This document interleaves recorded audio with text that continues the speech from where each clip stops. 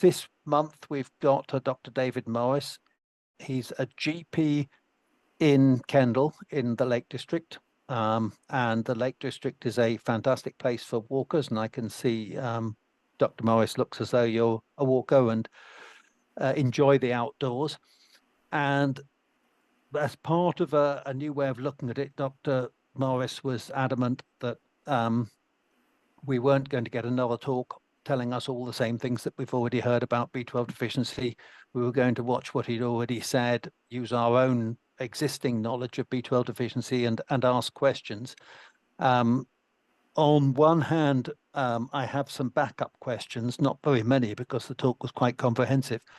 But on the other hand, I'm really throwing the floor open to people to ask questions. So Dr. Morris, if you would introduce yourself and a little bit about your interest in B12 deficiency, and then once you've had a chance to talk a little bit about yourself, then I'll keep an eye on the chat while you're talking, and I'll come back with the questions, and then you can pick up from the chat if you feel like it, or you can wait for me to ask. Sure. Thanks very much, Hugo, and thanks very much, everybody, for inviting me.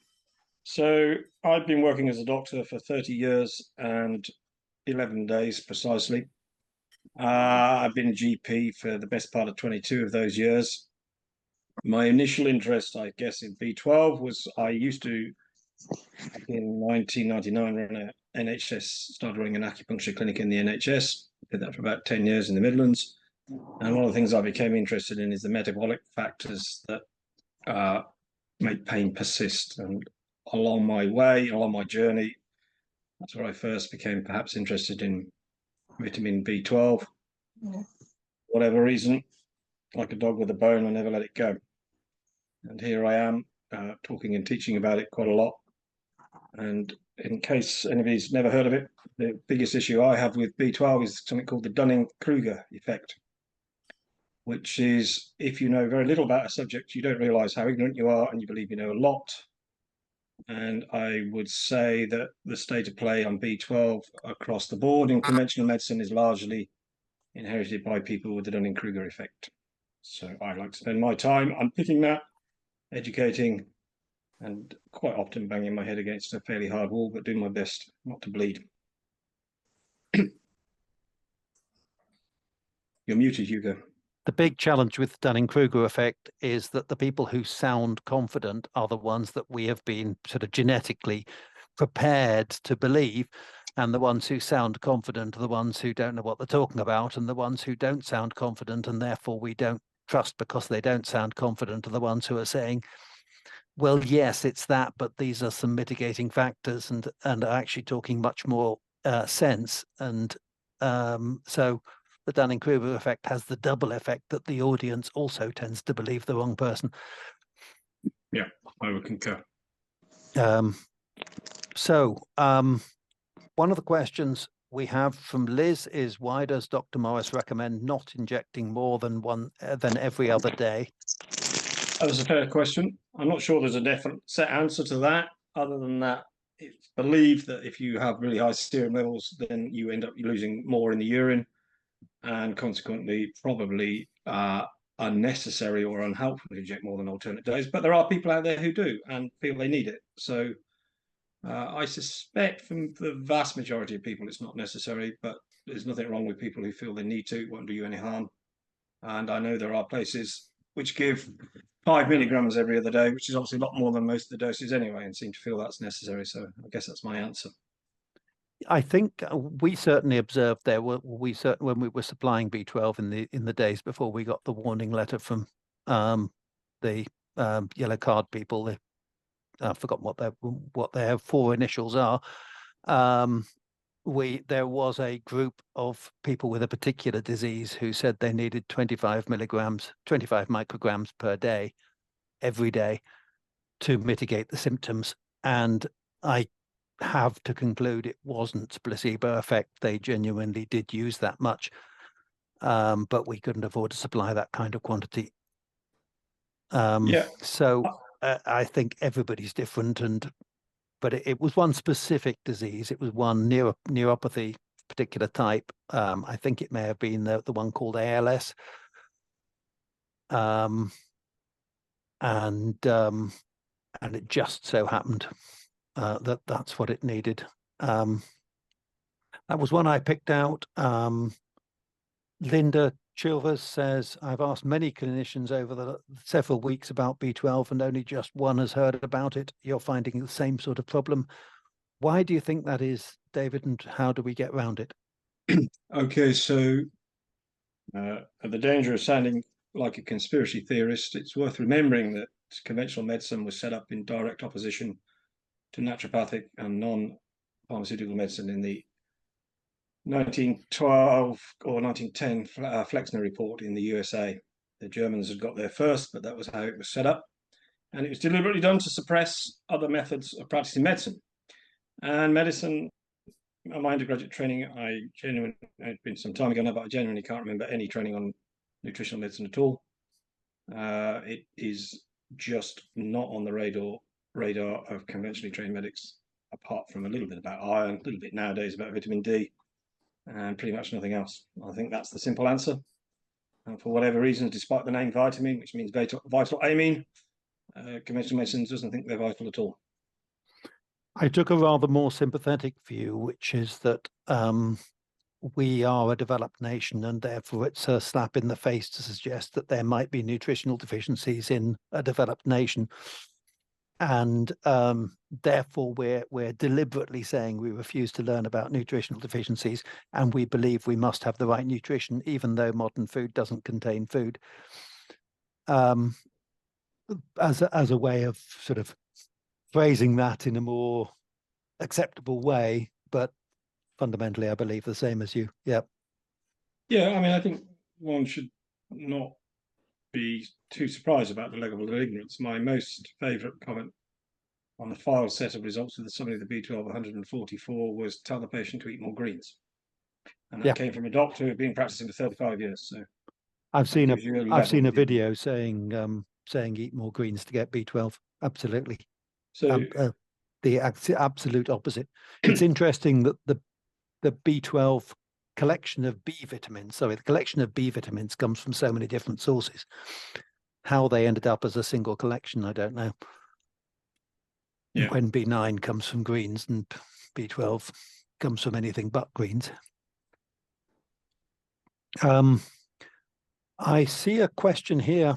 Clinical medicine, Kumar and Clark's clinical medicine, that those with blood group A are more at risk of PA and B12 deficiency, and those of Celtic background. We've actually observed the same thing, but they mention on one of your slides, you mentioned the FUT gene and the A/A genotype. Is the A/A genotype anything to do with blood group A, firstly?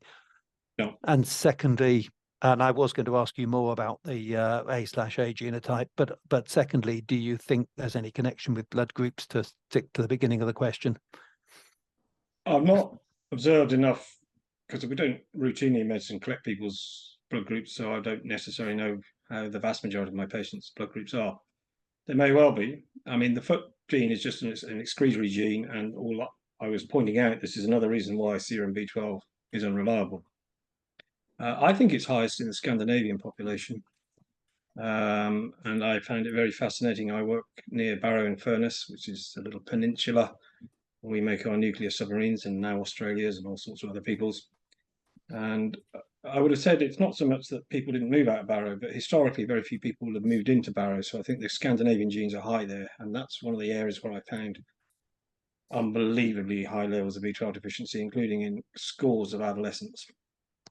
And I think there are patches in the northeast that are similar. I suspect that's a Scandinavian ancestry as much as anything. So there is and I was going to ask you about the evolutionary origins. I have a theory about the evolutionary origins and Celtic backgrounds, but there was an academic paper published which showed that symptoms of B12 deficiency were higher in Scottish hospitals of people with a Scottish surname than not. It wasn't, no, sorry, that wasn't B12 deficiency. That was MS and ME symptoms. And the authors ascribed it to that people with a Scottish surname statistically were more likely to have Celtic ancestry than people with, say, an Indian surname. And so they weren't saying the surname had anything to do with it. They just said it would have over a large sample size, it would have an indication of the genetics of the people present. So yeah, I thought that was useful. My own theory is that the further away you are from the equator, the less likely you are to eat greens, the more likely you are to eat meat, given that you can have a finite number of things that you're very good at.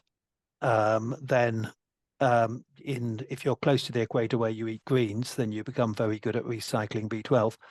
If you're further from the equator and eat meat, then B12 isn't the issue. What's the issue is catching the meat. So your genes tend to be focused on being faster and stronger. And therefore, people further from the equator, Caucasians, tend to have less efficient recycling. They enter a hepatic cycle that you talk about, circulation that you talk about, and are therefore more prone to potentially B12 deficiency, which also ties in with the FUT-AA phenotype being higher in Caucasians and lower in Africans. But that was just a theory. I have no way to test it. Indeed, but it's certainly possible. And that would tie in with Scandinavians as well, who are also a long way from the equator. Yeah. Question on behalf of Susan. Susan, did you want to ask this yourself, or shall I read it out on your behalf? You're on mute, Susan.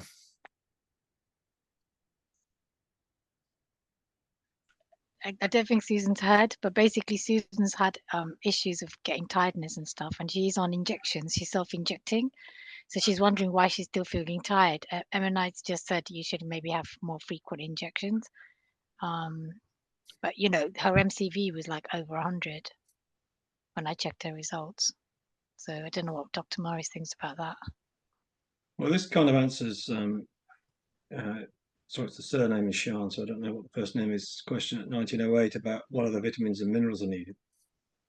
So I spend quite a lot of time supporting thyroid groups as well as B12 groups. And one of the things I end up saying in both groups is not everything's B12 and not everything's thyroid. And I think if you don't look at the whole, then you miss. There's rate limiting steps. Now, very often I think B12 is the primary rate limiting step in terms of energy and health. And obviously the one that's the most difficult to address because you can't just take a supplement in a lot of cases. But I think if you're still tired on injections, you need to know your folate, you need to know your iron, you need to know your vitamin D, and you need to know your thyroid. And thyroid is really important because of the coexistence with Hashimoto's, underactive thyroid, and autoimmune B12 deficiency. That's a very strong correlation. And even if they've been done a couple of years ago and you're still not right, then you should have them updated. So that the NHS don't actually do the full thyroid panel anymore. They're only doing TSH and maybe T4 if you're lucky. That depends where you are in the country. So where I am, we get T4 and TSH automatically. You can add for a T3 and they don't question. If I was working 20 miles north, they'd only do a TSH, which is wrong. And you're quite right, it's absolutely wrong for labs to only do a TSH. In fact, I've diagnosed 4 pituitary tumours on the basis of the local labs doing a T4 because they get abnormalities. That just doing a TSH misses, I think it's negligent. But yes, you should have a proper thyroid panel done. The other thing is, I've just had my thyroid tested and I'm told everything's all right, even though I take thyroxine. I also have rheumatoid arthritis as well as osteo, and I'm on a drug called methotrexate. And I've stopped taking the folic acid, but my GP won't give me folate. No, your GP won't. I'm afraid you're going to have to source that yourself if you want to do that. I would encourage you to. You need to take something, but you only need to take 400 micrograms if it's methylfolate. You don't need a 5 milligram dose of methylfolate. Right. And again, your thyroid, yeah, well, there's a question then about where it's at because you're on treatment, the lab range should change, but it doesn't. You just get given the same lab range as though somebody's not on treatment. And there's an argument, again, for thyroid being treated more aggressively than a lot of people do. It's complicated, but yeah, you do need that tuning. He was also on Lansopril, you know, that PPI. I can't remember how you say it. I've stopped taking that. You've stopped taking that, okay. All right, thank you. Yeah, I think most things can be taken orally, and It's only really the more difficult to absorb things like B12 that might need to be injected. Yeah. So we've had a comment from Dominique saying she's got Scandinavian ancestry, and that could well be why she's B12 deficiency. So that's going down well. Everybody wants to be a Viking. I look good as a Viking. The other thing was blood group A, but rhesus negative. Can that have an effect on my B12? It may, but I don't think that. I think that's then a bit into the minutiae. I don't think it make a massive difference. If you know Right. you're B12 deficient, you know you're B12 deficient. The I underlying do, reasons. but Yeah. yeah, my GP doesn't think I am, but I know I am. Yeah. No, I hear that. I hear Yeah, that. there was a book out called Eat Right for Your Type, which was all based on blood groups. Became very popular, but I think it was heavily debunked after people started actually looking into it. So yes, blood groups probably go in fashions, or different reasons probably go in fashions. Let's have a look. Haley says, we've been injecting our 19-year-old daughter with B12. GP said the levels were fine at 153, despite a family autoimmune history and 3 cousins with deficiency. However, she's still tired and anxious, and we've just increased to twice a week.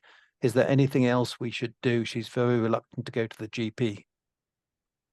Well, it's kind of similar to my previous answer. If you're not getting better on adequate numbers of injections, then you need to check other factors. So again, you need to know your thyroid, you need to know your iron, you need to know your folate. The thing to remember about folate is it can drop when you go on B12 injections. We'll talk about it in the video, folate trapping. Yes. 2 different patterns in patients that I screen. I see a substantial number with folate and B12 low, and I suspect that's genetic. And then I see quite a substantial number with healthy looking folate levels that drop when you inject them, which is an argument for putting everybody on folate once you've injected or are starting injecting. But again, you can't be very careful not to just pursue the B12 blindly if you haven't looked at the other factors. I think that's the one message I can get across. You do need to know that your ferritin's probably around the 50 mark. Iron, your previous speaker, he and I might disagree slightly on this. I think he's blasé about iron. Iron is toxic in excess. A ferritin above 150 is probably not ideal. And some people even lower than that. So you just need to be careful. But you need to know your iron status. You need to know your folate. You need to know your thyroid. You need to know your vitamin D. Obviously, that's the limit of what you're going to get on the NHS. You probably ought to know your zinc and your copper too, if you really want to then look further, if those all come back normal. I used to make the recommendation. I use the analogy of a leaky bucket, where when you plug the bottom hole, then the next hole becomes the most visible hole. So if you sort out your B12, then you might still be feeling sick, but all your symptoms might change to vitamin D or whatever it is. But I used to say that a multivitamin was a kind of catch-all. Daily multivitamin was a kind of catch-all. It would give you 26 different supplements. It might not sort out any deficiencies, but it wouldn't sort out any actual deficiencies, but it might sort out the odd bits and pieces here and there. I've had some people challenging that. Do you think that's a little bit too blasé an approach, and you should check each vitamin and mineral, or do you think it's... I think it's a fair question. I mean, I think the bottom line is that most of us are nutritionally depleted, and that goes back to soil. We know that the magnesium content in broccoli compared to the 1930s, accounts and Wilson is done in the late 2000s, was 17% of the magnesium levels 80 years before. So you can sit and eat fresh organic and you're not getting anything because there's none in the soil. So I think across the board there's a nutrition gap. Should you test for every nutrient? Well, some you can't. I mean, actually, despite the claims about doing red cell or white cell magnesium, there isn't a good way of testing magnesium that's really reliable, if we're honest. I just put everybody on it on the basis that most people need it. And lots of symptoms go away when you put people on magnesium. It's probably my second favorite nutrient. Yeah, multivitamins have value. The formulation of quite a lot of multivitamins, if you're going to buy one that's cheap as pants from Asda, it's not necessarily going to be useful, but can be harmful. So I kind of agree in principle you should take a multivitamin mineral, but I think in reality that isn't necessarily without potential risk. So it's tricky. And, you know, I hate to say it, but this is something where you probably do need guidance. And there are quite a lot of formulations of vitamins. I mean, for example, calcium. Calcium, as is prescribed by doctors, and as in 90% of supplements, is bad for you. It sits in your Right. arteries. Sits in your arteries, increases the risk of ischemic heart disease because it's chalk. And if I was to tell my patients here, go away and nibble on some chalk or some oyster shell, they look at me as though it's bizarre. But if I prescribe it, they happily take it because it's not in the form our body recognizes. So it's not without risk. That's the only caveat I'd say. I believe that in West Africa, you can buy clay in markets to eat, and the clay has a little stamp on it showing where it came from, and they're quite small tablets. They're not, big chunks of the stuff, and they are for eating, and people will pay lots to get clay from different parts of the country and different other countries. So that's quite, I mean, people do eat soil when they're missing a particular nutrient. But that's not quite the same as going out and buying multivitamins that are actually dangerous. People say that it makes absolutely no difference, and other people say, well, they spend their money, so they must believe it's worth something. Well, just as a comment, when you look at a lot of studies, and these things are very tricky because the data in is open to all sorts of bias, but lots of studies suggest people taking multivitamins have worse health or outcomes. I suspect there is some truth in that, though, because a lot of them got iron in, and just going back to my earlier point, excess iron is bad for you, so you should be careful. Yes. Though I was interested in the debunking of this study that says a little bit of alcohol is better for you than none at all. Don't know if you saw the debunking of that, where they said the people who have none at all, some of those didn't have any alcohol because they couldn't have it anymore because they had suffered from alcohol poisoning in the past, and they were all lumped into the none at all heap. True. Cortisol levels. Liz W says, how do we measure them? How do you expect them what level should they be through the day, presumably? And also she then asked about lithium as well. Okay. Well, to know your cortisol levels, you need to do them really before 9:30 in the morning, and hopefully on a stress-free morning. And that's the baseline level for checking for Addison's. Now, Addison's is another autoimmune condition. It's part of the group. So vitiligo, Hashimoto's, pernicious anemia, Addison's, and primary ovarian failure grouped together. I think we miss Addison's. We see it in conventional medicine when somebody's adrenal glands are packed up all together and they nearly die. It's unlikely to be that your adrenal gland is functioning fine 1 minute and dead the next. It's almost certainly a spectrum. But you have to do an early morning cortisol. Now, that's on a blood test. You can do the saliva test to see which way your cortisol's going in the day. Do I do that? I don't really, because I've not personally found it as much information to how I manage my patients, but there are people who advocate for it, and I don't say they're wrong. But yeah, that's another thing I do. So if I get people that I haven't got to the bottom of it in general practice, I will do an early morning cortisol to make sure. And every now and then I find quite a low one, and we go and do further complex tests that demonstrate whether they're responding to the stimulus from the brain or not. And the early morning cortisol is a GP test. It's not. You can do it in you can get it done by our Regeneris labs or various other laboratories will do it for you. You can privately, but you can also get it done on the NHS if you can persuade somebody it's the right thing to do, of course. Yes. They've also. Sorry, carry on. Sorry, the next bit of that question was about lithium. Yeah, so the only really way to know somebody's lithium status is for his hair tissue mineral analysis. Now, that's where I came across this. I've kept seeing people low lithium on hair tissue mineral analysis. Now, I'm just going to say a caveat here. Hair tissue mineral analysis has weaknesses and strengths, pros and cons, and should be interpreted with knowledge and awareness. I think that's the thing to say. And I use it regularly. I've become familiar with the patterns. I understand its limitations and find it useful.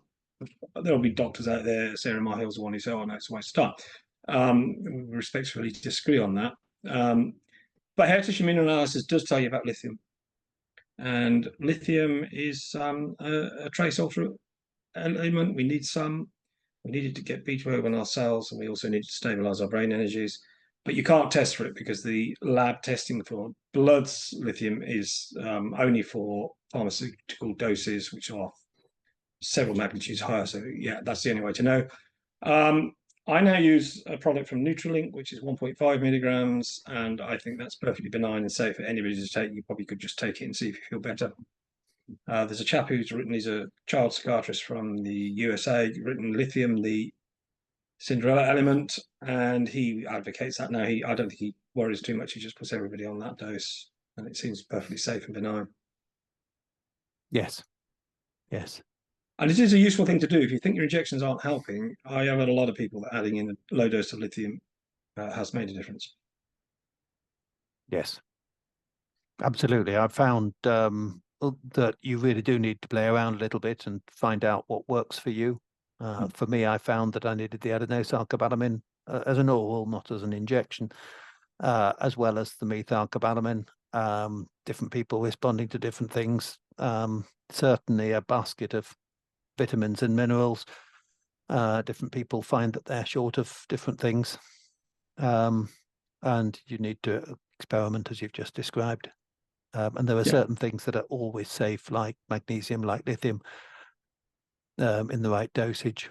Like B12, you can just keep on taking B12. It's just if you take too much, then you're wasting your money. I have found a situation where B12 might be dangerous if you put it on a high shelf and it hits you on the head. Could be a risk. The thyroid antibodies. What's your feeling on all the different antibodies? Thyroid, intrinsic factor, gastric parietal cells. Yeah. Okay. I think intrinsic factor antibodies are a waste of time. Don't think anybody should be testing them. It should be put in the bin. Simple as that. I don't test it. I refuse to test it. And I refuse to test it because clinicians interpret the negative result inappropriately. And that drives me potty and harms people. So I don't test for it, even though all the NICE says you should and the guidance, local guidance says you should. It misses 7 out of 10 cases of true pernicious anemia, and that's just not good enough. Gastric parietal cells, my lab doesn't do them because they moved over to intrinsic factor. They are probably more useful. Again, though, they're going to miss they're going to do two things. They're going to miss a percentage of people PA, and they're going to miss people who need injections even if they don't have PA. And again, they'll get interpreted. This is the question you want to ask. Do you want a test that's going to come back negative for clinicians down the line to say you don't have this condition because of their lack of understanding? So I don't think there are much merit. Thyroid antibodies are useful if you've got somebody you think may have thyroid disease. But as I mentioned in my talk, they're actually more reliable measure of pernicious anemia than they are than intrinsic factor is. Yes. I look at family history. I think family history tells you more information than antibody tests. If you or your family have got Hashimoto's, which is underactive thyroid, somebody's been on B12 injections, bit of vitiligo, whatever, you start to see this constellation. You know that person's highly likely to have autoantibodies attacking intrinsic factor, and that's enough for me. I write that in notes all the time. This patient's family history or personal history indicates very strongly they have autoimmune issues and therefore need injections. Yes, absolutely. and I think we've always recommended signs and symptoms, of which family history is one of the signs. And actually the B12 blood is just one of the signs, to make an interpretation and going back to old-fashioned doctoring rather than relying on labs and undermining your autonomy. I think that's a very fair point. I think the trouble is there isn't a gold standard for measuring B12. We need to acknowledge that. And if we're keeping hunting for a gold standard to measure it, we're going to do ourselves no favors, because we won't find it, and we'll keep shutting out people who need treatment because that test was negative, this latest puzzle one. The second part of the question I think was also, can there still be B12 deficiency because the B12 is high because of supplements? Yeah, there could be, in the sense that, as I hope I outlined fairly clearly in my video, you don't know how high your levels need to be to work. And that's the problem, I think, that we just don't know. If your intrinsic factor and then TC2 mediated pathway is up the Swanee, then who knows how much you need. And we know that the metabolic disorders in children, they just drown them in B12 for the rest of their lives, just to swamp the cells. So you might need a level of 1200 or 1000.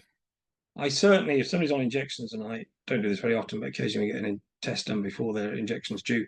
If it's not above 800 or 700, 800, I think they're not having enough B12. Yep. Yep, I so noticed that- you picked up on my frequency of injection chart in your video. I did, thank you.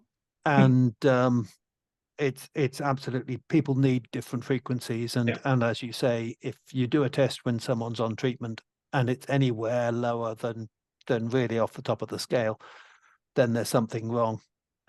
Again, I have a theory on how the enterohepatic circulation works and that it activates B12, but that's just a theory. I've no way of testing. Just to give you an example, very recently I have a gentleman with Parkinson's disease who had a B12 of 60, seen one of my colleagues, given 6 injections. They followed up his B12 after 6 injections had gone up to 123. So they asked my advice. I said, give them another 6 injections. And I think it went up to about 800. Yep. Now, as it happens, I've ended up picking up his care subsequently. And he's had, that was a year ago, and he's had a 12 weekly injection. Yep. Back down to 110. Okay, and he's also got Parkinson's disease, which is almost certainly at least contributed to by his B12 deficiency. So, we've got somebody from 60, 6 injections have barely budget, 12 pushed it reasonably, and then he's dropped it straight away. Now, I don't know why, but he's a really good demonstration of how difficult it can be for some people to get their B12 levels into a therapeutic range and keep them there. Yes, absolutely. I've just unmuted Leslie to ask. She put a question up. Can she ask about her daughter? Leslie, go ahead. Thank you, Hugo. Thank you very much. Basically, in your presentation, you mentioned briefly that when you had given some patients B12 injections, they did form acne. Now, Yeah. my daughter is one of these. She had low B12, 150. She had homocysteine of 33 and methylmalonic acid of 307 when she was initially tested. As soon as she started her loading doses, she got a flare-up of acne, which did subside, but not until about the October, so March to October. Then a year later, it flared up again, and she ended up at a dermatologist having isotretinoin, but because her cholesterol kept going up, she was on it for a year instead of 3 months. Didn't do her health any good at all. And they gave her a call back, which she needed 3 months down the line after finishing the isotretinoin. She's now getting it in her hair, and her head's been on fire, burning, etc. Now, I know going back, I've spoken to the Pernicious Anemia Society. There was a lady whose son was on 2 weekly injections, and I've been trying desperately hard to get my daughter to have more frequent injections, with no success. The doctors are now treating her with, I think it's erythemycin and zinc oxide, which is a treatment for rosacea. And I do believe the Pernicious Anemia Society sent me an email saying that there is a rare occasion that you can get rosacea on the scalp. But oh dear, I mean, the dermatologist tested her B12 again, and it had gone up to 1,900. That's on 3 monthly injections. But her vitamin D and her folate was low. So it's very difficult because obviously I've got a lot of information in my head, but the one thing that is really stressing her out at the moment is this acne on the, sort of on the back of the B12 injections. And I didn't know how frequently you gave your patients the injections, how, sort of how long it took to subside. Have you got any sort of information on that at all? Yeah. Okay, thank you. I mean, I'm not sure if it's a B12 side effect or the incipients in some of the B12 ampoules that trigger it. There's some debate about that. Right. Yeah. Because I'm not sure everybody gets it on every form of B12. No. I think it does tend to subside if you continue treatment, but that can take months. Yeah. But for acne, if somebody's got persistent acne, obviously in your daughter's case, you've got to make sure her folate's corrected properly. That's really absolutely fundamental, because if you're not supporting that, you're basically not, the B12 can only work with one leg then instead of 2. Yeah. Biotin, which is, I lose track now, is B7 or B8, I forget which now. Yeah. But biotin supplementation can help, and then also anybody who's got persistent acne or issues with their skin, you ought to know their zinc level. Your GP will probably have a dicky fit if you ask for it, but in theory they can do it. Well, she's talking to the doctors now because the dermatologist on that repeat sort of going back for the appointments, they were awful, absolutely awful. There was only a nurse that would actually listen to us. They wouldn't listen to us about B12 deficiency and how it had come about. So we had sort of 3 appointments, and the head dermatologist just looked at us as if we were talking a load of gibberish. So it was very, I mean, she looked at her scalp and said there's nothing there, you know, and my daughter's obviously got, you know, problems, sorry, burning scalp, etc. And the doctors had said there was nothing else that they could do for her. So, you know, you just think, oh, for heaven's sake, you know, you're just banging your head against a brick wall. I've even spoken to the doctors up at our practice. The nurse who gives her injections, she's B12 deficient and she's got leukemia. And I was talking to her with my knowledge that I've got, and she just looks at me and she says, I haven't got time for this.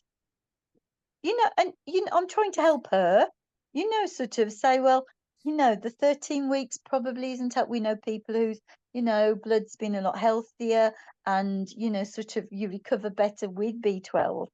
And she's just she's just looking at me, I haven't got time for this.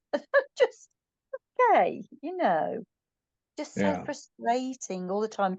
What I'm trying to do, I mean, we thought my dad had MS.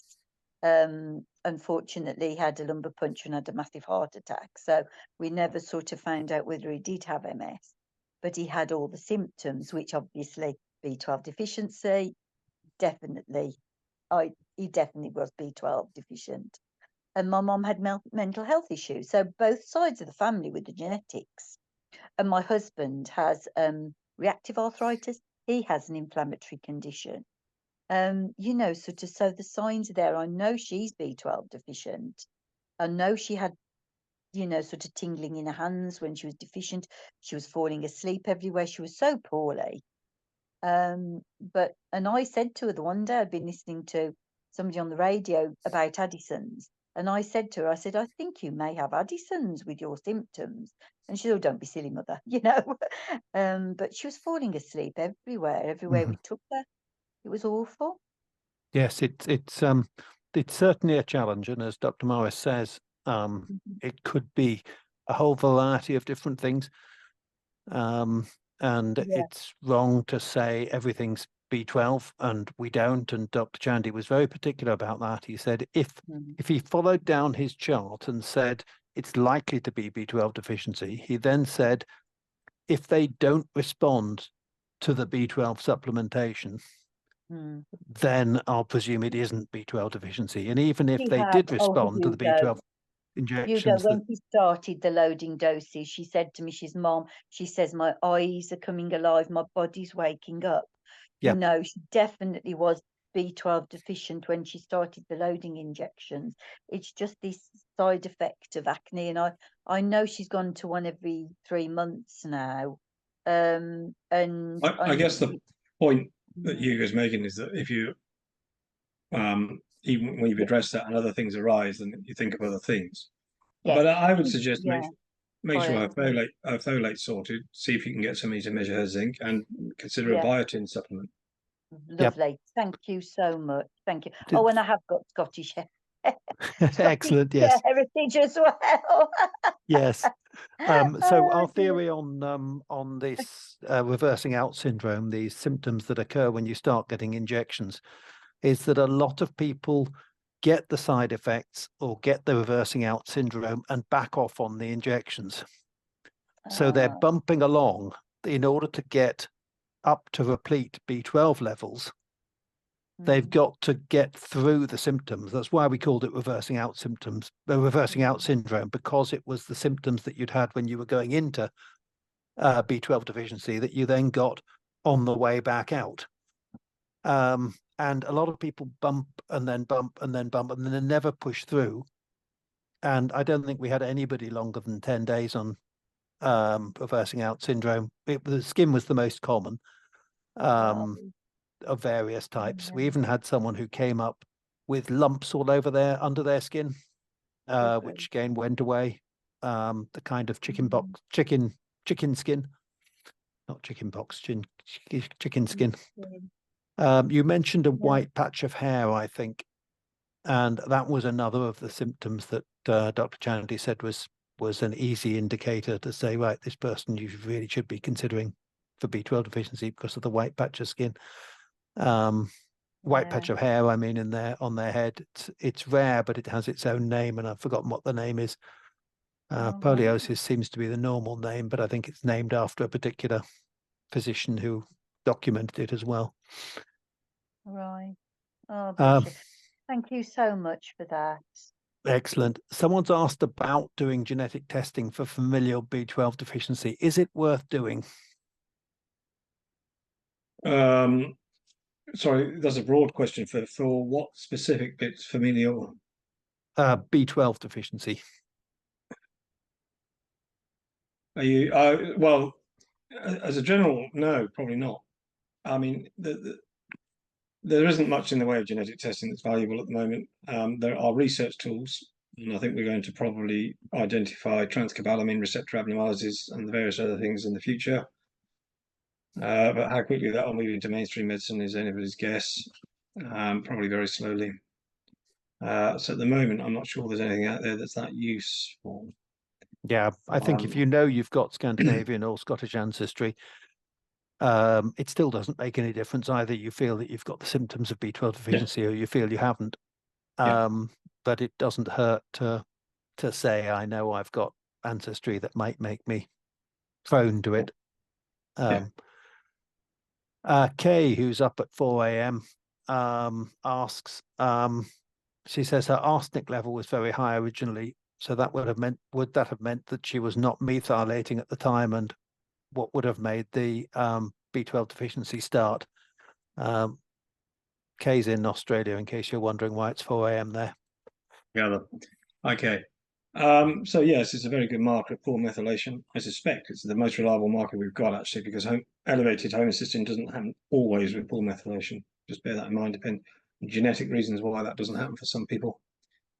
I'd spent quite a lot of time hunting for excess arsenic exposure in people whose hair tissue mineral assays showed high arsenic, and I never found it, so I stopped. And I consider it to be just a marker of poor methylation. So yeah, low B12 will be a factor in that, but there are other factors, of course. It's not the only factor in methylation. Folate, we mentioned already, and the other B vitamins. And my protocol for supporting methylation also includes using creatine, the bodybuilder supplement, and omega-3, good quality omega-3s, because they both require lots of methylation to work, to be produced. So if you take that load off the body, it helps. Creatine is very interesting, safe, cheap, non-toxic, can make a big difference to people. You take about 5 grams a day, most people without any harm. Occasionally people get worried about your kidney function going off. That's an artifact. You put more creatine in, you get a higher rate showing up in creatine in your blood test. It's irrelevant, but I'm thinking undiscerning physicians every now and then. But yeah, so high arsenic tells me you're not methylating. Yes. And you need to do whatever you need to do to support that. I'm sure some of the tests that physicians perform just tell them that they're dealing with the same arm. Taking the blood from the same arm they put the injection into. We're not often looking at the consequences of something. We're looking at whether B12, we test B12 and we inject B12. You don't do that with blood glucose and insulin. You don't do that with warfarin or NOACs and blood clotting. You test for the impacts, not the stuff you just injected. Someone's asked what percentage of people are unable to convert folic acid to usable folate, and is methylfolate a better supplement all the time? I think it's the safest supplement for the vast majority of people. Not everybody likes methylfolate. Folinic acid works then, or just natural folate. Again, I would disagree with your previous speaker on this. I don't think giving people 5 milligrams of folic acid is wise. We know, so I presume most of you are aware that if you've got somebody with low B12 and low folate and you give them folic acid, you can give them irreversible damage if you haven't addressed the B12 first. It's called subacute combined degeneration of the spinal cord. That doesn't happen with natural folates and doesn't happen with methylfolate. That tells you all you need to know about folic acid is it's not something your body's used to, and therefore has potential to do harm. We know that the conversion of folic acid to folate was studied in rats. They work 200 times quicker than an average human liver, and probably a third of the population to a half have it even slower. So it doesn't take much folic acid to overwhelm it. And then I think there is enough data now to support this theory. I think there's enough evidence. The way I describe it is you take your neighbour's front door key, you ram it into your front door and you snap it. So not only have you not unlocked the door, but you've blocked your real key doing the job. I think it's unwise to take folic acid for most people. And I don't think we should be advocating it. And I think we should be giving methylfolate or a natural folate. It doesn't have to be methylated. But that would be my opinion. And I do not allow my overweight pregnant ladies that end up under my care to take folic acid 5 milligrams. I explicitly forbid it. I obviously discussed this with them. I recently banged heads with an obstetrician. So I sent him the data and they kept quiet after that. So I presume they either gracefully conceded defeat or decided I wasn't worth the hassle. I don't know. But yeah, I think it's a problem. I think it's a problem and we should be careful. So you're saying methylfolate is fine for everybody, it's just more expensive? More expensive, yeah. You can get natural folates that are not methylated, they're a little cheaper. The confusing thing, by the way, for those in the UK is that the government says everything has to be called folic acid even when it isn't. So if you've got methylfolate or a natural folate, it still has to write folic acid on the bottle somewhere, which is bizarre. But yeah, that would be my advice. I think it's probably wisest to avoid it. We can see the biochemical pathways as to why, and we can see data indicating that. Linda Chilvers asks, she was told numerous times that her thyroid tests were fine, only to find when she saw her own results that her thyroid test wasn't even within the limits of the local lab. Do you often find that doctors will give a false sense of security? And is this because of ignorance or because of their decision that they know more than the lab does? See, it's a little more complicated than that. I like the phrase Hanlon's law, never ascribe to conspiracy when simple stupidity will do. Yeah, so the lab ranges of thyroid are variable and probably inaccurate because they include quite a lot of people when they were set up with underactive thyroids. The other point about thyroid function test is it depends what your set point was. So if I was walking to my doctor and say, "Doctor, I'm 4'11", they go, "Well, that's in normal range." Well, yeah, but last week I was 5'7". Then it's not normal for me, is it? So that's one factor. There is this bizarre thing though that in underactive thyroid, there's this guidance from the endocrinology teams that say you shouldn't treat unless the TSH is above 10, but that's in people without symptoms. And I've only come across 2 patients ever who have had a TSH above 10 that didn't have around 10 that didn't have symptoms, and that's in 30 years of practice. And in fact, I saw a lady once for a taxi medical general practice who walked through the door with classic myxedema, full blown. And I looked at her results, and for 4 years, her doctor had ignored a TSH of 9 and said, no, it's under the range. Hadn't once asked her about all her crashingly hypothyroid symptoms. And I think that's ignorance and just, I don't know. It's because people just don't think. And I appreciate this conversation is recorded, and I want to be careful how I word this. Quite a lot of medical people we're not trained in our undergraduate training to think. So, and not everybody starts off with the ability to think or to discern. And it's you'll be surprised how many clinicians don't actually think and act logically. They've got prescribed ways of being, and it seems to go out the window. So yes, this doesn't surprise me what you said. What's it down to? It's down to guidance that I think is wrong because it doesn't emphasize in the asymptomatic patient, you probably don't need to treat until TSH is about 10. But in the symptomatic patient, you should. And if it's got a family hit, and again, it comes back to before, family history, symptoms, where was their thyroid 5 years ago, all these things you should treat. Which brings us on to a question about the guidance that you receive. So there's multiple levels of guidance. There's the British Medical Journal, there's the NICE guidelines, there's the local PCT or CCG or whatever they happen to be called. ICB nowadays. ICB is something like that. Keep up to date, Hugo. They change every 6 months, I think. Yes, they produce their own local guidance, and then individual practices will produce their local guidance, which can overrule the other local guidance. What's the reality of choosing which guidance to follow? Are there things you have to comply with? Is there a legal liability for not following NICE guidelines? Okay, so there's not a legalistic responsibility, but there's a medical legal risk if you don't. I think that's first thing to say. I quite often don't follow NICE guidance. That didn't exist when I started practicing medicine. And if I'm very clearly going against NICE guidance, I write preferences and justifications in the patient's notes. It was calculated by Malcolm Kendrick, who, those of you who don't know him, is a GP in Cheshire, wrote some very interesting books about cholesterol, which is actually quite witty, which is hard to do, you'd have thought, but he managed it.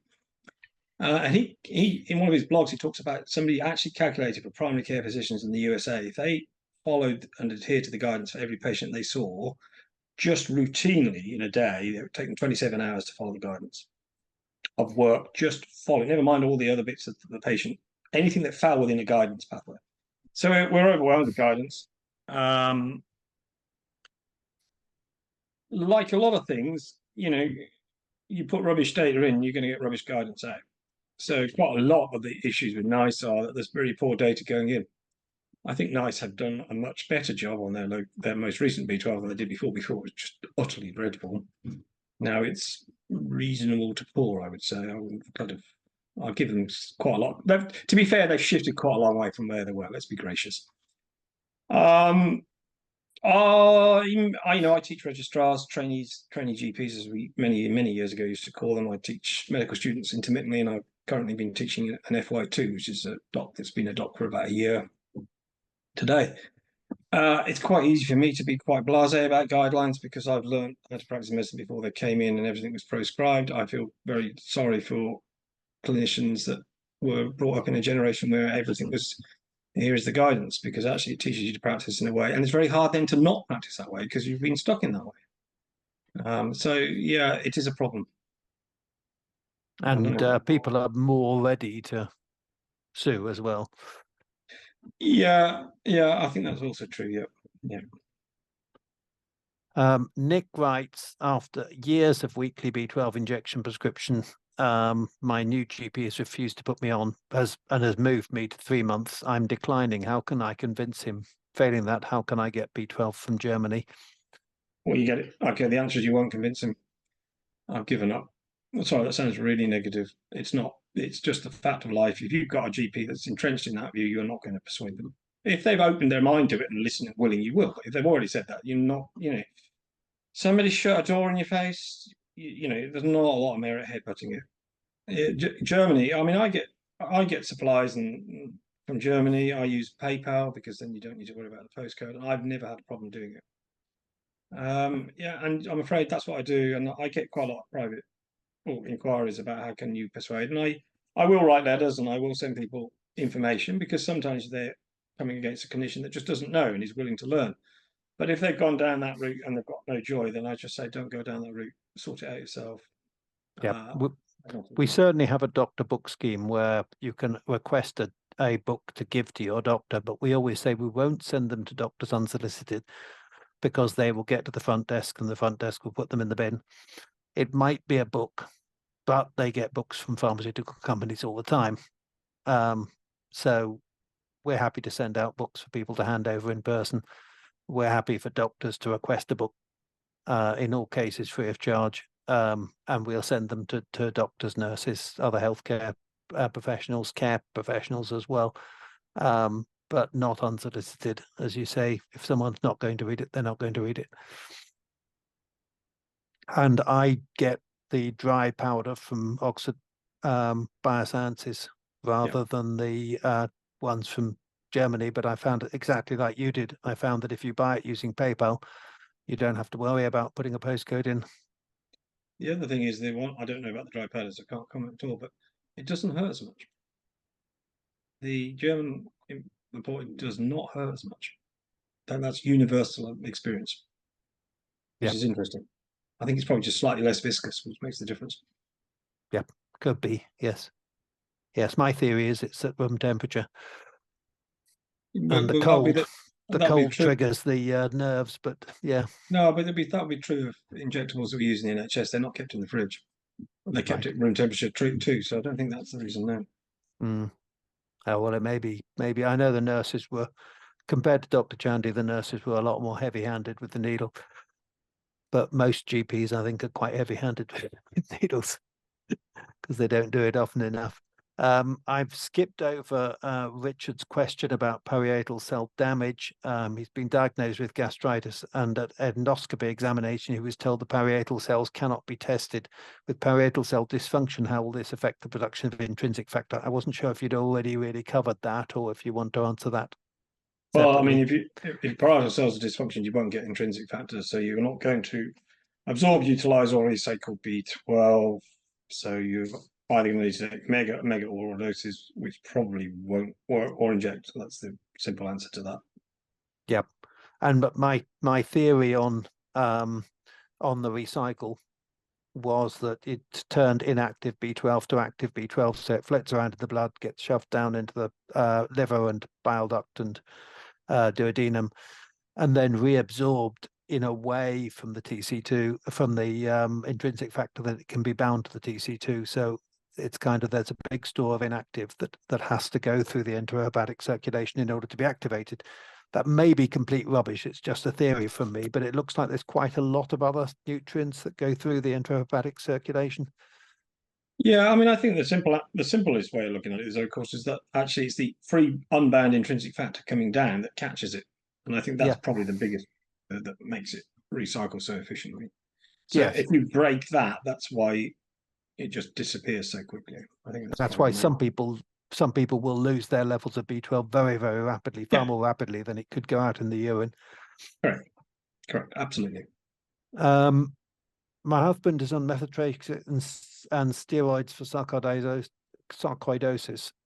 He takes 5 milligrams of folic acid, and MCV is 103.9. If I buy methylfolate to replace his folic acid, what is the equivalent for 5 mil of folic acid? And should I give him B12 as well? So just to be clear, the MCV will be elevated because it's on methotrexate.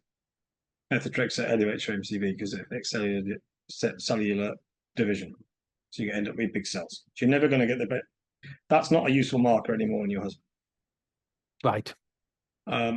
I don't think anybody needs more than 400, 500 milligrams of methylfolate. I think that's probably sufficient. Right. So And then less than 10%. Yeah. Of the folic acid amount, which I've heard from other sources as well. Yes. And then obviously the B12. That I mean, I guess that's a slightly unanswerable question because it depends on the context and what other symptoms he's got. I guess. Yes. But certainly, unless you won't harm him with B12, we know this already. So yeah.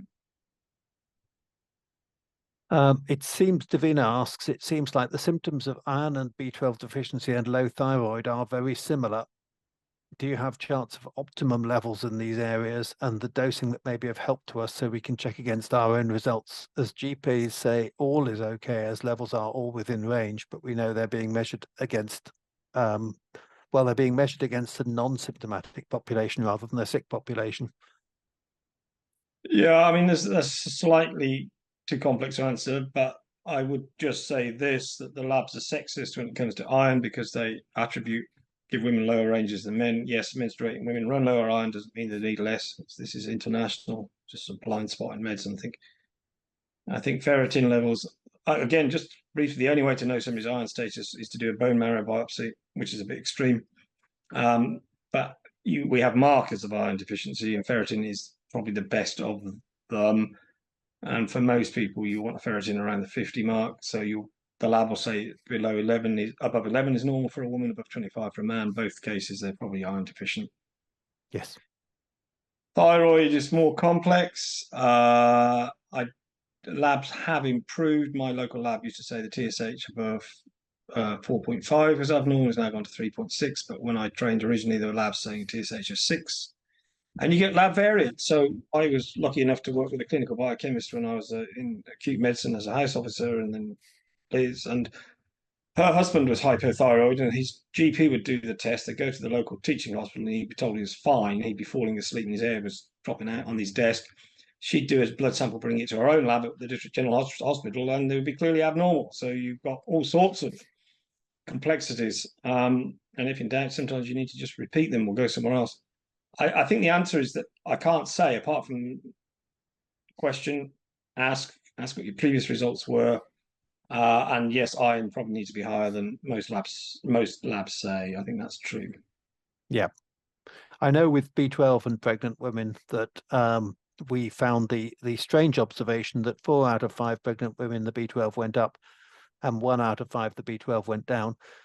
And the NHS's explanation at the time was that the B12 went up because these women were manufacturing B12, which is hilarious. And the B12 went down because of increased volume and therefore dilution, which is also hilarious when you think, firstly, that no animal can manufacture B12. Therefore, it probably went up because the body needed more. And that the most likely reason for it going down, given that homeostasis would take account of increased volume and just put more out there, was that the person had run out of all their stores and were doing their best. But yes, you get some really interesting explanations. The mental gymnastics would be worthy of an Olympics. I think that's a fair comment. Interestingly, if you give women who are becoming anemic towards the later stages of pregnancy B12, that often corrects or improves. Definitely. Yep. And can improve morning sickness earlier on, can improve postnatal depression. Oh, absolutely. Can have a whole lot of impacts in a whole lot of areas, but as we've discussed before, but you need to balance it up with making sure that you're not depleting something else because of the amount of B12 available to deplete it. Davina asks about vitiligo. The white spots on your legs and face are a sign of B12 deficiency. She notices that they disappear after B12 injections. Yeah, it may well be. Obviously, vitiligo is one of the coexisting conditions, and we know that if you address B12, then you improve autoimmunity. It's part of balancing the immune system. So yeah, there could well be.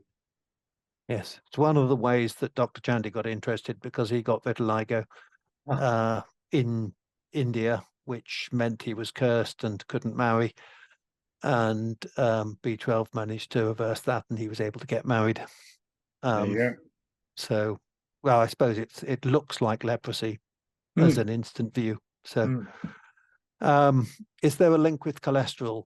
Katrina Birchall says, my sister's GP reduced her injections from 4 weeks to 12 weeks when she moved back to the UK, and her cholesterol level raised significantly. I don't know the answer to that question. I don't get terribly excited about cholesterol, which makes me very unusual as a doctor, but that's another story.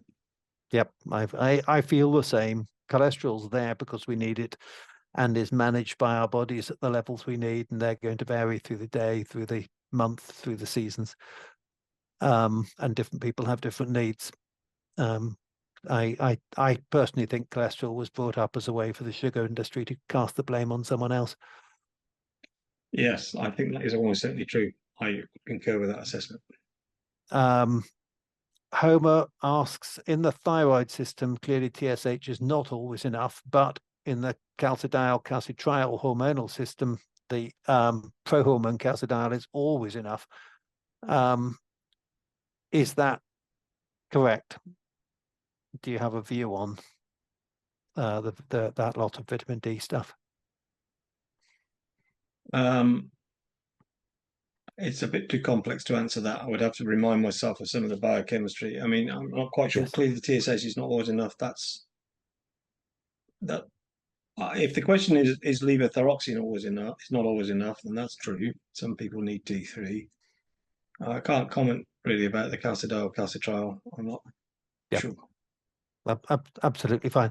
We certainly, in our own observations, we looked at both the adrenal hormone systems, primary and secondary, and thyroid hormone systems, primary and secondary, and said that in our view, it looked like B12 had more impact on the secondary systems, i.e. on the ability of the pituitary to manage the actual endocrine organ important, rather than directly on the organ itself. Although if the pituitary was understimulating for too long, that it could cause irreparable damage. I think that's a fair comment. So if I've got somebody who's got borderline thyroid results and low B12, I don't treat their thyroid, I treat their B12 first, because the low B12 can be contributing to the thyroid disorder. Yes. So that's a very good point that you raised there, Hugo, that actually addressing B12 can fix other endocrine issues, and you don't jump in too quickly until you've addressed the B12. I think that's a fair comment. Yeah. Yeah. I drew a nice little picture of cell membranes with little flags in, trying to reach out and measure the levels of thyroxine in the bloodstream in order to then tell the pituitary that it needed to tell the thyroid gland to produce more, needed to send more TSH to the thyroid gland to produce more thyroxine. But I'm pretty sure the editor said that she wasn't allowing that to stay in the book. It was another of these complex pictures that everybody said was far too complicated and no one would understand. Yeah. Davina asked, can you speak about strokes and PA? Once you have an autoimmune disease, can it be cured? There are people who successfully reverse Hashimoto's with dietary changes and environmental changes. I think that's true. I've never seen anybody reverse an autoimmune B12 issue because I've never bothered, in the sense that how are you going to prove that it's reversed? You'd have to stop their injections and wait to see if they got ill, which seems a bit counterintuitive to me. Yeah. So I'm not saying it couldn't be done. We know that quite a number of people's autoimmunity is aggravated by things like gluten, as an example. So I'm not saying they can't be reversed, but I think they're difficult to reverse, and unless you can monitor it and find out. So if you've got somebody reversing their thyroid disease, you can tell, because then they start going to need less thyroid requirement when you test them. B12, it'd be impossible unless you stop their B12 and watch to see if they got ill again, I guess, would be the answer, which is tricky. Yes, absolutely. Yes. Can you speak about strokes and heart disease and connection with B12 deficiency? Yeah, well, I think this is a directly significant risk factor for vascular disease, having a low B12. That's directly related to elevated homocysteine levels, which is an endothelial toxin, and endothelium being the lining of the blood vessels, and probably other energetics. And I can't remember if I actually mentioned it in my video or not, but I had two fit, healthy, walking lake people, thin women, non-smokers, no family history, in a locality near here, who had infarcts, full-blown heart attacks in their 50s, early 50s, who the only identifiable risk factor was low B12. One had had it done when the lab said above 160 was normal, hers was 165. One had never had it done, turned out to be 150. I could not identify a single risk factor for these women other than low B12, and they'd had heart attacks in their 50s. So I think it's a significant risk factor, and one of the reasons why we should be addressing it. Yeah. Would you say it's one of a risk factor where you'd look at people with heart disease or strokes and say, I'm going to always test their B12, or would you say it's one of many risk factors and it's something that you look at if nothing more obvious comes up? Well, okay, so it's context. So if I've had somebody of 85 who's just had a minor heart attack, then I'm probably not going to be hunting too hard. That's not me being ageist, it's just reality. A woman like that, and in the early 60s, premature heart disease, yeah, I will be checking. So I have a patient who's in his late 40s, had a heart attack at 44. I identified in his case that he had low B12. He had very highly elevated homocysteine. I did other tests. He had apolipoprotein A abnormalities as well. And in fact, I'm due to do his follow-up tests. This is an NHS patient, but I arranged private testing on. So yeah, I hunt. If there's somebody who's got premature vascular disease, I want to know their B12. Absolutely. Can I just ask a quick question? So the levels in this country for B12 is, we know that it's very inadequate, and in Japan they say it's 550.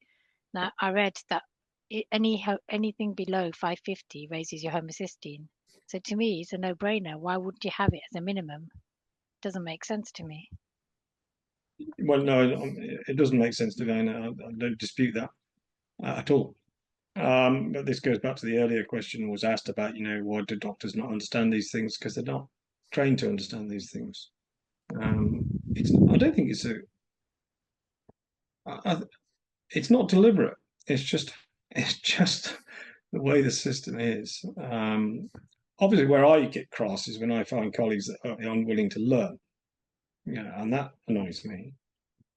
But most people just don't know. Now, I'm lucky enough where I worked for years on and off, and when I work regularly now, partly because I'm a good general physician as well, and they come to me for advice about conventional stuff. They hear me, and they either get my advice or they treat differently over the years. So, but there are doctors who resist, and I had a young GP who was, this is about 8, 9 years ago, he's about 5 or 6 years younger than me, who took all my patients off B12 when I left the practice I was working at, even though they cried in bed, because he was just absolutely adamant there was nothing wrong with them. It wasn't possible. This was an issue. I don't understand why. I can't explain that sort of behaviour. There It's was a big ignorance. push. Yeah, there was a big push a few years ago to get people off B12. I tried to trace it back, and I think I found the source. A community nursing manager in London had done an analysis and found that a quarter of their nurses' time was spent giving people B12 injections at home, rather than saying if they don't get the B12 injections, they'll all turn up at hospital, which is much more expensive. He said, my bit of the system needs to save money. Therefore, if I can persuade the GPs to diagnose fewer, then I can save some money in my bit of the system. And that was quite widely pursued at the time. And it might be that some of that still hangs over, and people are saying nobody's got B12 deficiency because their whole lot of papers were published saying that people didn't have, and doctors must stop diagnosing it. Yeah, I mean, I think the fundamental levels when they were defined by the labs were just incorrect. They were based on depleted populations, and I think that's what we started with. It's the same with recommended daily amounts of vitamins and minerals. They are the amounts so you don't die, not the amounts so you thrive. Yes. You know, and this is important to remember. Yes. Gern Bacon asks, do you think COVID could possibly deplete B12?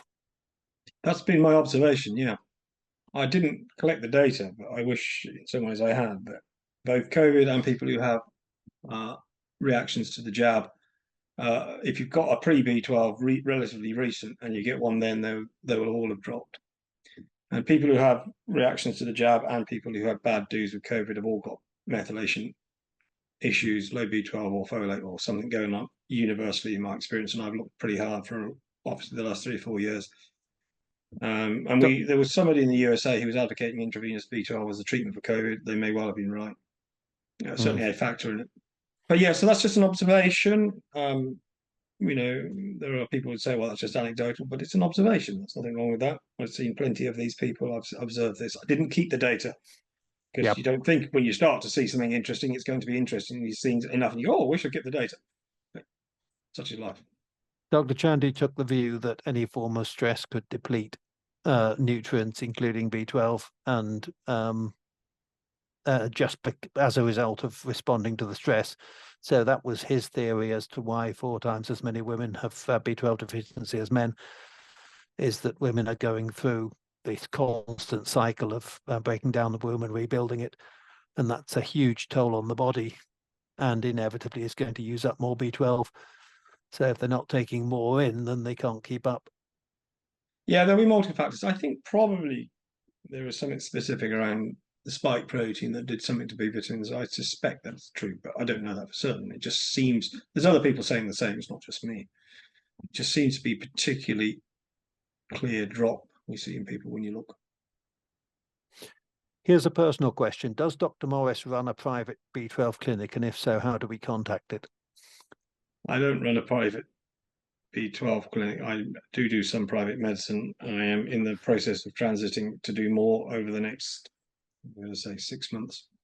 So I am in a state of flux. You may contact me through my email address if you wish, but I won't promise to be able to be available to you for several months at the moment. Great, lovely. We do have people running clinics, Andrew Klein and people like that, and Patrick Holford and so on running clinics. We just upfront and say, one of the things that I'm interested in, it's our duty to bring people the availability of these services, and if they're going to cost money, we don't judge. Yeah, I mean, I'm going to move more and more into private medicine, not because I don't like the principles of the NHS, but because the NHS does not respond effectively in this domain. This is why most people don't realise this. The reason why most dentists left the NHS was not because of money or any other factors, because they were told you've got to take that because it'll cost the NHS 150 quid. No, you can't do that complex filling because that'll cost 220 quid. Who wants to be a professional working that way? That's the only reason why I'm moved more and more over the years into private sector, and I'm planning to move significantly more because I'm constrained by the NHS, not because I want to earn more money that way. It's probably a more stressful way of earning money, well, borderline, let's say. But yeah, I'm not doing it for the money, put it that way. Yes. So you were talking, coming back, Leslie's asked about hair tests. Cobalamin, and well, she's asking about other tests. Is it worth doing the cobalamin hair test, and is it worth doing the blood and urine test for homocysteine and methylmalonic acid? Because you seem to be indicating that you weren't too impressed with some of them. Some were good, but you weren't too impressed with others. Probably in my video I was a bit sniffy about active B12. It has a role to play, but I think the problem with active B12 is that nobody really knows what the level should be yet. Different labs are saying different things. And I had a negative experience where somebody told me, I said, oh, your B12 is low. This is something thyroid disorder. And I said, they said, oh, no, my active B12 is fine. And they sent me that. And it was on the higher level of normal. I said, okay, fine. And 3 years later, I gave them B12 and they got better. It delayed my treatment that I would have instinctively done based on their serum B12 by 3 years. And I think when it came out, there was this belief that it would resolve our problems. I think like your, sorry, I've forgotten the name of the previous speaker you had. I want to say Dr. Klein, but it wasn't Dr. Klein. No, oh no, there's somebody else. There's somebody on your videos that talks about the, where in the intermediate range it can give you added value, and I think it can. But we also run that caveat that if it then turns out to be normal, doesn't mean you haven't got a B12 problem. So you might just be giving ammunition to people that say you don't need B12. I think homocysteine is a good test, but it's more sensitive to folate deficiency. So if you're folate deficient, it's going to go up. Doesn't tell you then that you're B12 deficient. And MMA is all right until you're 65, and after that it starts to rise with, on average, changes in kidney function that occur around then. So it's not necessarily reliable. So you can do these if you want information and you want ammunition, but you do it with wisdom and you do it aware that a negative result may not help you. I think what I wanted to ask was, are they, would you say that they are accurate if you're having B12 injections already? Obviously you've mentioned. Oh, I see. Well, no, your MMA and your homocysteine, or if your homocysteine, if it's elevated due to B12 deficiency, will go down within a matter of days. I've seen this happen. Okay. And it will go instantly reverse if there aren't other factors. So no, they're not accurate in that sense. Although if you did your homocysteine and you're on B12 injections, then you know there's something else blocking your methylation cycle. Okay, lovely. Okay, thank you. So Mary asks from New Mexico, asks how to overcome the fear of self-injecting. Try and find somebody kind who'll do it for you. That's one option. She's got her daughter doing it at the moment, but it's not always convenient. No, I mean, I teach self-injection into the quads. I think that's more comfortable than anywhere else. That's my opinion. I may be wrong on that, but on the whole, I do. That's front of the thigh. That's the easiest place to reach, isn't it? It's right in front of you when you're sat down. That's right. I think it's comfortable relatively, and I teach people the dart technique. So you just dart the needle in. I do find that one of the things I have to remind people is not to panic and then pull it back out, because sometimes that people will do, oh, but out it comes, and then you got to do it again, which is very helpful.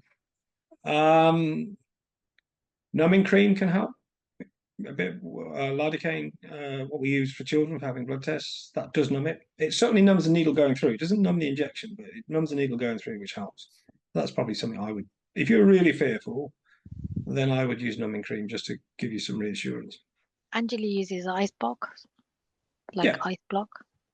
You can do numb that. The area before you. Yeah. I sneak it in. I sneak it in rather than darting it in. Yeah, put it in quite slowly. But yes, you've got to find what works for you. Well, I dart it through the skin and then inject it slowly. So just breaking the skin bit, I think I tend to teach a dart because I found if people are nervous, then they'll be very hesitant any other way. At least that is one movement and done. Yes, yes.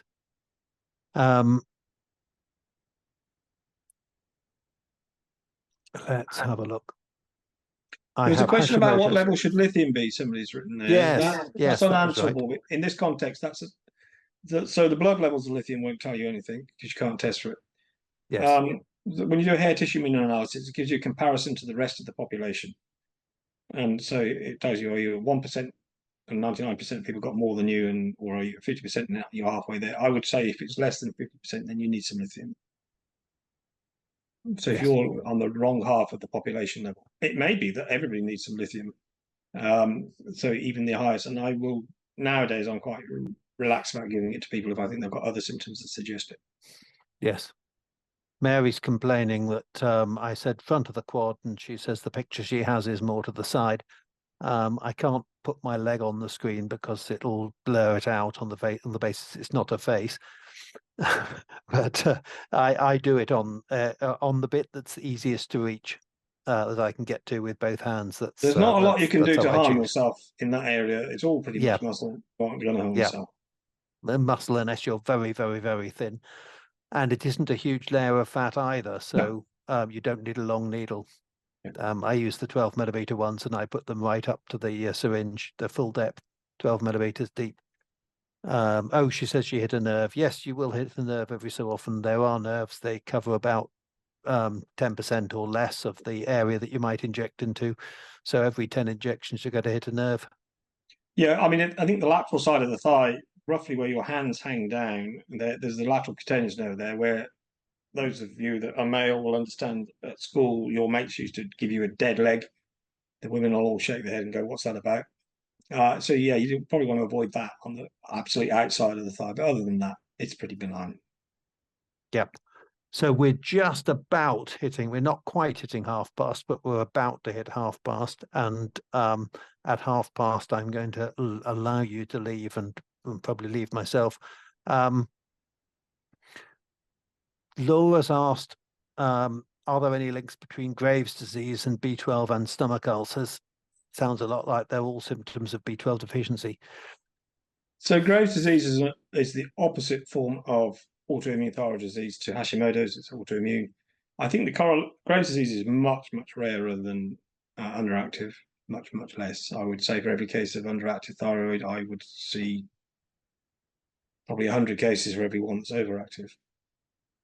So I couldn't really say how strong a correlation there is with B12 deficiency, but given that it's an autoimmune organ-specific condition, there probably is.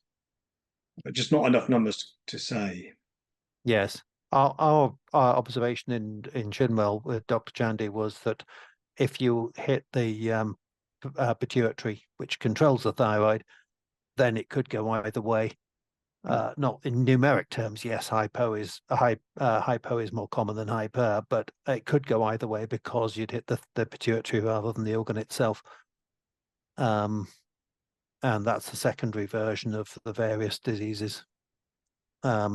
And that in our case, we observed that if you gave the B12 time to work on the membranes, then the membranes rebuilt, and the sensors on the surface of the pituitary reaching out into the bloodstream would start to straighten themselves up. But it didn't all happen at once, and that affected infertility and menorrhagia and all sorts of different things. Yeah, that sounds very growth reasonable. hormones, the lot. Just a comment there, by the way. There was a bit of a misconception about folate. It is also found in animal products. It's not just, in fact, it's found in higher concentration in animal products. I'm not saying you can't get it from foliage, but it is found in quite high amounts in organ meats in particular. So it's just a good source, just so people are aware of that, because there seems to be a sort of a myth that it's only in one greens. and only in the other, yes.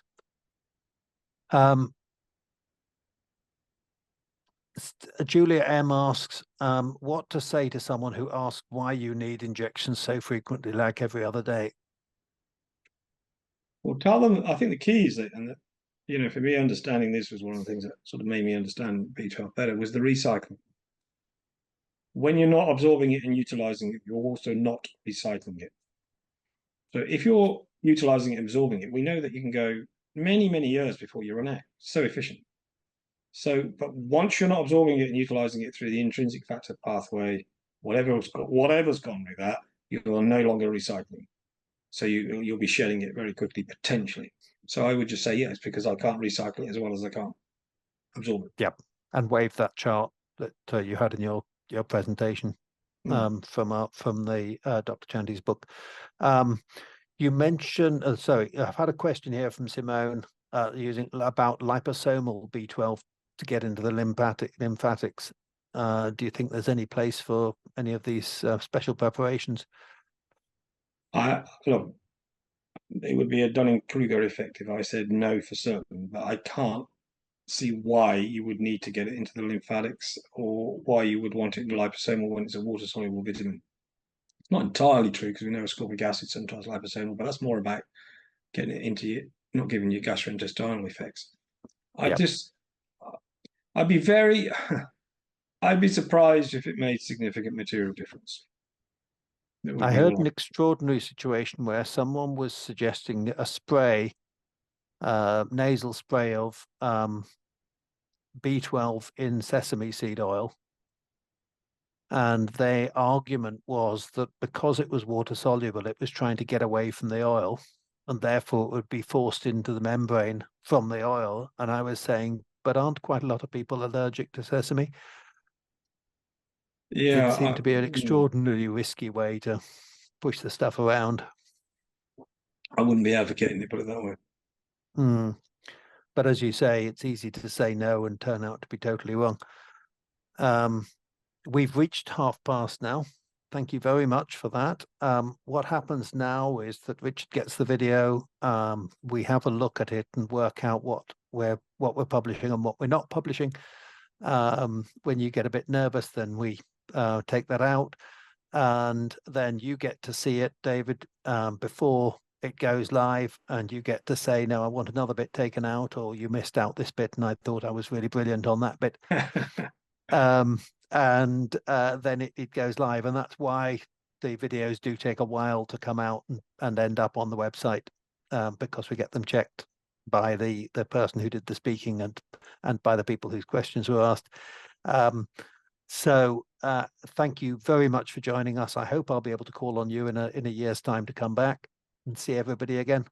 Yeah, I'd be delighted. I'm about to go and talk in the Republic of Ireland in November on B12 at a mitochondrial conference put on by Regeneris. So I have some more thinking and thought to add to that. It's another half an hour of me rabbiting on.